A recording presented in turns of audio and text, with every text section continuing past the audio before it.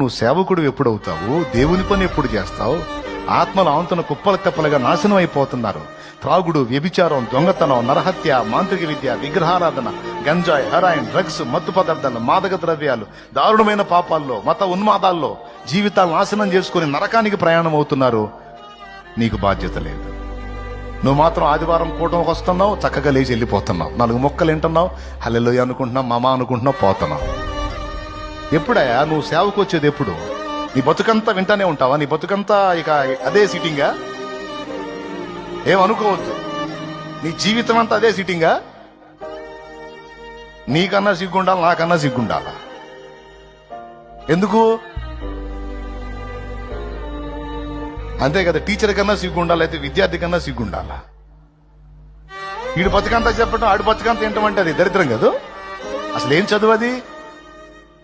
ఎదగాలి, దేవుడు నేర్పినటువంటి యుద్ధ విద్యని అభ్యసించి దేవుని పనిముట్టుగా మారాలి, అది లక్ష్యం.